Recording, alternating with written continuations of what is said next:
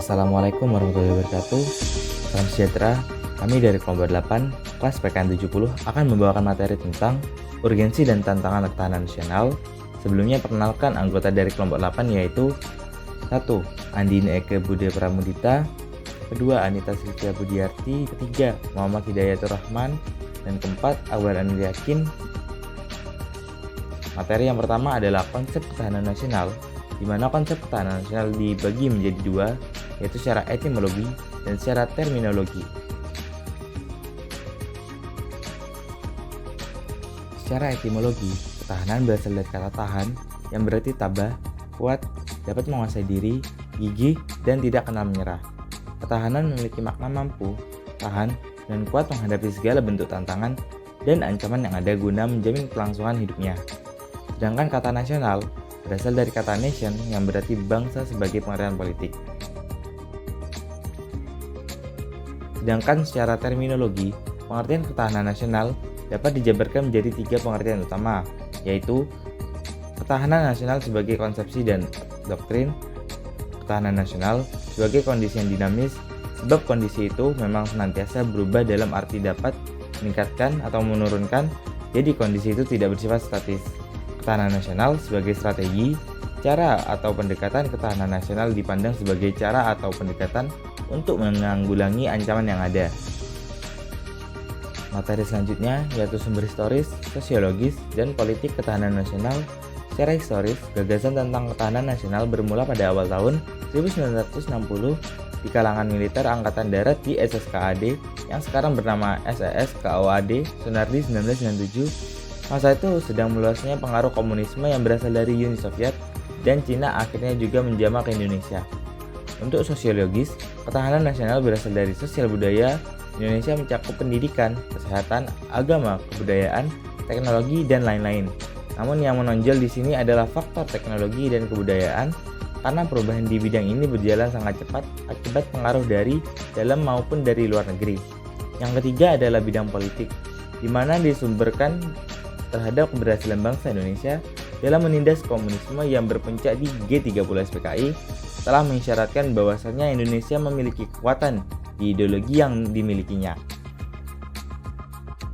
Materi selanjutnya adalah esensi dan urgensi dari ketahanan nasional. Dibagi menjadi dua, yaitu pertama, menurut Henny Herdiwanto dan Jumanto Hamdayama yang berpendapat bahwa geostrategi Indonesia pada dasarnya adalah strategi nasional bangsa Indonesia dalam memanfaatkan wilayah negara Republik Indonesia sebagai ruang lingkup nasional guna merancang arahan tentang kebijakan, sarana, dan saran-saran pembangunan untuk mencapai kepentingan dan tujuan nasional. Geostrategi Indonesia dirumuskan dalam wujud konsepsi ketahanan nasional. Kedua, menurut Sunarso dan Kus Edi Sartono yang berpendapat bahwa konsepsi ketahanan nasional di Indonesia merupakan pedoman untuk meningkatkan keuletan dan ketangguhan bangsa yang mengandung kemampuan mengembangkan kekuatan nasional dengan pendekatan kesejahteraan dan keamanan dengan unsur-unsur pembangunnya, yaitu ketangguhan, keuletan, identitas, integritas, ancaman, tantangan, hambatan, dan gangguan. Selanjutnya, hakikat dan konsepsi ketahanan nasional Indonesia. Yang pertama, konsepsi ketahanan nasional Indonesia adalah pengaturan dan penyelenggaraan kesejahteraan dan keamanan secara selaras, serasi, dan seimbang seluruh aspek kehidupan bangsa dan negara Indonesia. Yang kedua, hakikat ketahanan nasional Indonesia adalah keuletan dan ketangguhan bangsa yang mengandung kemampuan mengembangkan kekuatan nasional untuk dapat menjamin kelangsungan hidup bangsa dan negara dalam mencapai tujuan nasional. Selanjutnya adalah asas ketahanan nasional. Yang pertama, asas kesejahteraan, keamanan, di mana dalam kehidupan berbangsa, kesejahteraan dan keamanan harus dapat dibedakan tetapi tidak dapat dipisahkan. Kedua, asas menyeluruh terpadu, di mana seluruh kehidupan berbangsa dan bernegara merupakan satu kesatuan yang selaras dan seimbang untuk semua warga negara. Ketiga, asas mawas. Mawas berarti menekankan pada sifat kemandirian bangsa yang ulet dan tangguh. Mawas keluar bertujuan untuk mengatasi dampak lingkungan luar. Keempat, asas kekeluargaan. Mengakui bahwasannya Indonesia merupakan negara yang kaya akan keanekaragaman, menjunjung tinggi toleransi.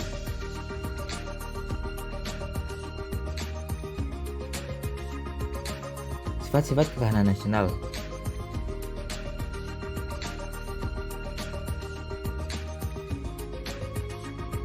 Mandiri, artinya ketahanan nasional bersifat percaya pada kemampuan dan kekuatan sendiri.